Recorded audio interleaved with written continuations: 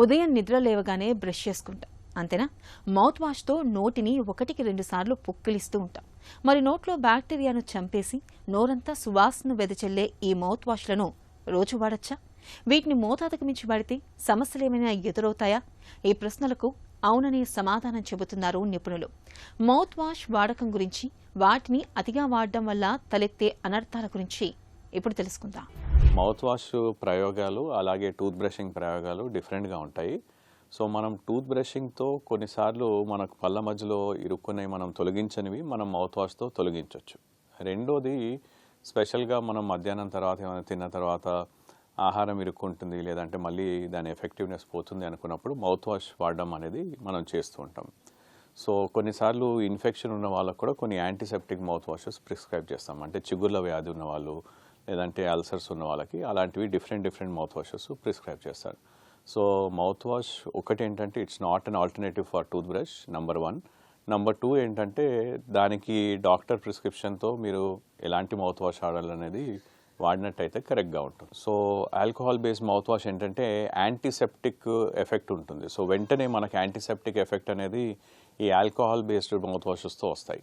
కానీ ఇప్పుడు కొంతమందికి డ్రై మౌత్ ఉంటుంది. అలాంటి వాళ్ళు ఇలా ఆల్కహాల్ బేస్డ్ మౌత్ వాష్ ఉంటే ఇంకా డ్రై మౌత్ అనేది ఎక్కువగా అయిపోతుంది. అలాగే కొన్ని బెటడీన్ మౌత్ వాష్ ఉంటాం. అంటే సర్జరీ తర్వాత మేము బెటడీన్ అయోడిన్ మౌత్ వాషెస్ ప్రిస్క్రైబ్ చేస్తాము.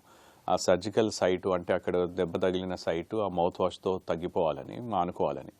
సో అలా ఎక్కువ రోజులు వాడినా కూడా ఈ బెటడీన్ మౌత్ వాష్ పళ్ళపైన స్టెయిన్స్ రావడం, అలాంటి మరకలు రావడం అనేది చూస్తూ ఉంటాం. అలాగే ఈ హెక్సిడిన్ మౌత్ వాష్ కూడా చాలా ఎక్కువ కాలం వాడినా కానీ కూడా ఇలా వస్తాయి.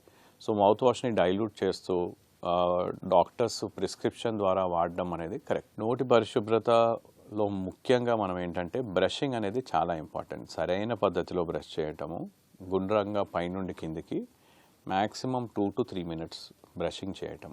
సో ఉదయం ఎలా బ్రష్ చేస్తామో రాత్రి పడుకునే ముందు తిన్న తర్వాత బ్రష్ చేయటం అనేది అంతే ముఖ్యం.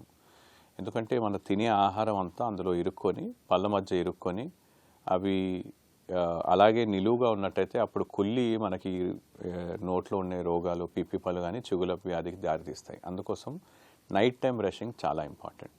అలాగే ఒకవేళ కొన్నిసార్లు మీరు ఏదైనా కారణం వల్ల బ్రషింగ్ చేయలేకపోయినప్పుడు మీకు ఈ మౌత్ వాష్ వాడటం, దాంతోపాటు నోటి పరిశుభ్రత బ్రషింగ్లో మనకి ఈ టంగ్ క్లీనింగ్, నాలుకని క్లీన్ చేసుకోవటం, అలాగే పళ్ళ మధ్య ఇరుక్కున్న పదార్థాలని ఫ్లాసింగ్ ద్వారా క్లీన్ చేసుకోవడం అనేది కూడా చాలా ముఖ్యం.